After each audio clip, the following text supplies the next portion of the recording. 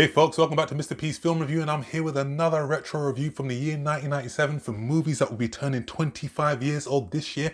And this time I'm going to be talking about Scream 2, the sequel to the smash hit movie Scream, which was released in 1996. This movie was again directed by Wes Craven and written by Kevin Williamson. And in addition to previous cast members Neve Campbell, Courtney Cox and Jamie Kennedy, we see the addition of Sarah Michelle Gellar, a young Timothy Olyphant, Laurie Metcalf and Jerry O'Connell. Scream 2 takes place exactly 1 year after the events of the first movie, and we see Sydney, played by Neve Campbell, in college. We see a new Ghostface killer terrorizing students on a college campus, and we learn that the killer is actually replicating the events that occurred in Woodsboro 1 year earlier.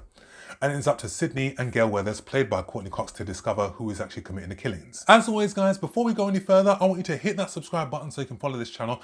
Please hit that alarm bell as well so you can get notifications when my videos are going to be uploaded, and give this video a like as well to help the channel grow. When Scream was released in 1996, it was a game changer. It reinvigorated the interest in the horror genre. And after Scream, we saw a whole host of horror movies released. Scream and the Scream franchise in general is more satire than it is horror. And when the first Scream came out, it was literally poking fun at that genre. And under Wes Craven's direction, he made a very clever and witty horror/comedy film that poked fun at the very genre that he had made into an art form. This is the guy that directed the Nightmare on Elm Street movies. The Scream movies were very meta before meta became an in-word.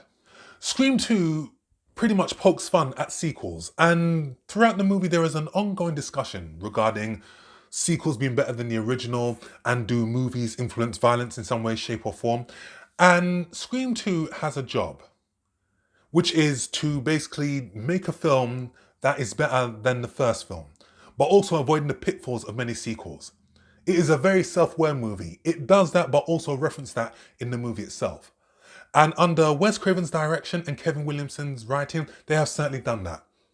They have given us a movie that is just as witty and entertaining as the first Scream movie. Scream 2 is a very fun and fast-paced movie, and just like the first Scream film, it not only mocks itself, but mocks other films as well, and there are a lot of pop culture references also. Scream 2 is the longest movie out of the Scream franchise. This movie is 2 hours plus. And under Wes Craven's direction, he's given us a very intriguing and mysterious movie that, just like the first movie, full of twists and turns, there is a lot of misdirections. And there is a lot of red herrings, along with a lot of very good comedic moments. And it keeps the audience member guessing until the very end.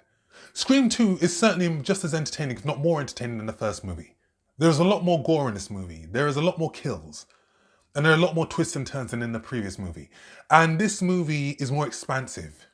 Whereas the first film took place in the confines of Woodsboro, they've actually expanded it to a university campus and different rooms in the university campus. And under Wes Craven's direction, he has set up some brilliant set pieces and some gory kills. Wes Craven gets the audience gripped from the get-go, especially from the opening sequence of the movie, where we see the movie Stab, which was based upon the Woodsboro killings, and we see Omar Epps and Jada Pinkett Smith as the first victims.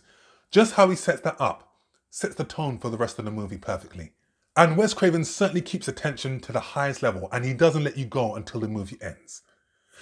I like the fact that whilst during the 2-hour runtime of Scream, Wes Craven along with Kevin Williamson, they actually expanded the narrative and they gave more time to characters in this movie.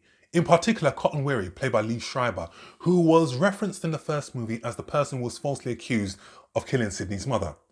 But in Scream 2, Cotton has a more substantial role.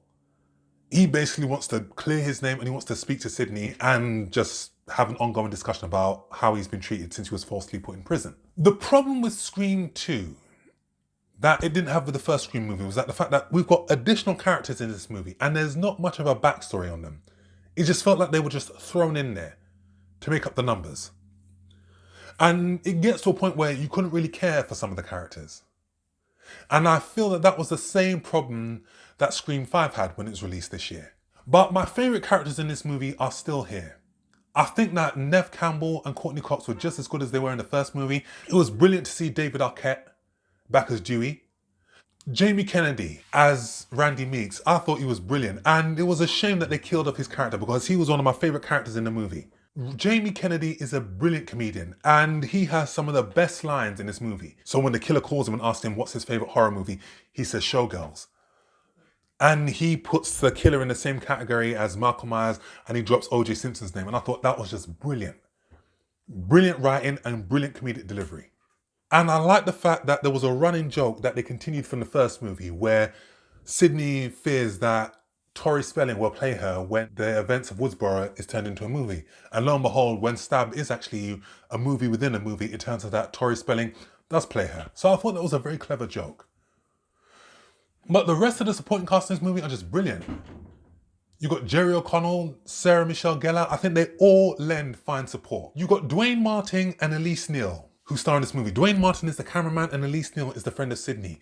And what was so interesting was, whilst these two never shared any scenes together, in 2005, these two would star in a sitcom together called All of Us, which was based upon the marriage experiences of Will Smith and Jada Pinkett Smith. And it was also produced by them also. And Jada Pinkett Smith has a small role in Scream 2. So there was a good connection there. And there were a lot of tense moments in Scream 2. In particular, when Cindy and our friend are escorted off campus because they believe the killer's going to get them. And when Ghostface actually kills two of their escorts, they're in a car and the car crashes. And Sydney has to crawl over the incapacitated killer to avoid disturbing him. And that was a moment of great tension. And then after that, she says, you know, I want to find out who actually the killer is. So the silly decisions that they make, that they mock, were actually made in this movie as well. Now, this is a spoiler for you if you've never seen the movie, but if you have, then by all means, please keep on watching, because I feel that the killer, played by Timothy Olyphant, I don't think he was menacing as the two previous killers in the first Scream movie. And I feel like his rationale was a little bit more silly. And then when we learn that Laurie Metcalf, who plays the mother of Billy Loomis from the first movie, and it's only when you watch this movie, you realize that Sydney guesses who she is at the very end of the movie, but when you watch back, you realize that they never actually shared any scenes together. So I thought that was very clever how they played that out. But I do feel that with Scream 2, it achieves its goal, which is to make a sequel that was just as good as the original, if not better, and it certainly did that. And I certainly do feel that they could have just ended it there, because once the first movie was set in a high school, the natural progression was to take the next film into a college, which is what they did, and they could have just ended it there. But they gave us 3 further films after that. And I do feel that future films that followed Scream were entertaining, but became a bit formulaic. But I love Scream 2. Very gripping, very entertaining, very funny, and the best installment in the franchise. So I'll give this film a very strong 10 out of 10. So guys, that's my review. As always, thank you for watching. Thank you for supporting. Please keep on supporting this channel because there's going to be more reviews to come. I want you to hit that subscribe button so you can follow this channel. Hit that alarm bell as well so you can get notifications when my video is going to be uploaded. Please give this video a like as well. Leave your comment with what is your favourite moment from Scream 2. And more importantly than that, out of all of the Scream films, which one is your favourite? Comment down below and I shall see you all in the next film review. Take care.